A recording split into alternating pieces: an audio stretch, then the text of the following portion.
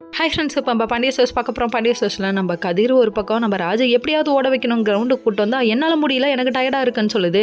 உன்னோட ஃபுட்டு கண்டிஷனாக மாற்றி விடணும், உனக்கு டயட் ஃபுட் போட்டு கொடுக்கணும்னு சொல்லிட்டு சொல்கிறாங்க. சொன்னதுக்கப்புறமா டயட் ஃபுட்டா இப்போ ஆல்ரெடி அப்படி தானே எடுத்துக்கிறேன்னு சொல்லி கேட்க, குண்டானா சோறு தான் நீ திங்கிற அப்படிங்கிற மாதிரி ஆயிடுச்சு.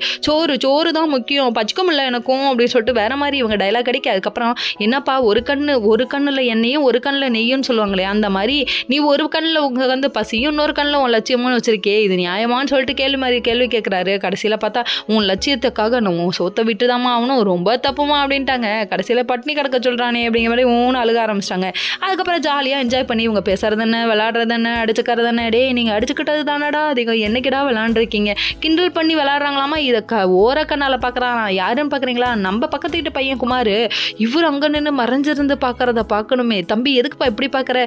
அதுக்கப்புறம் ஃப்ளாஷ்பேக்கில் ஓட்டி காமிக்கிறாங்க. கதிர் உன்ன மாட்டோம் இல்லைண்ணா, நல்லா பார்த்துக்கிறான் என்ன அப்படின்னு சொன்னதை அவங்க நம்பிட்டு அப்படியே ஆச்சரியப்பட்டு பார்க்குறாராம்மா. தம்பி திருந்திட்டாப்ல, நம்புங்க, நம்பிக்கை தானே வாழ்க்கை. அந்த மாதிரி ஆயிடுச்சுங்க இவங்களோட ரியாக்ஷனு.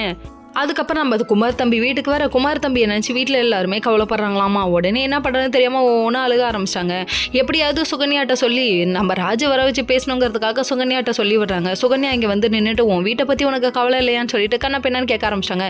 உங்கள் சித்தி உன்னை பேசணும்னு சொன்னாங்க மீட் பண்ணி, அதனால் கோயிலுக்கு வாமான்னு சொல்கிறாங்க. கோயிலுக்கு இங்கே வந்தால் இந்த அம்மா பக்கமாக பேசுதுங்க. எதுக்குப்பா பக்கமாக பேசுது, என் மேலே கோவத்தில் இருந்தது, இப்போ எதுக்கு பேசுதுன்னு சொல்லி பாசத்தில் பேசுது. நீ நினைக்காதம்மா, இது பகையில் பேசுது, பகையை உண்டாக்க பேசுது, கேஸை வாபஸ்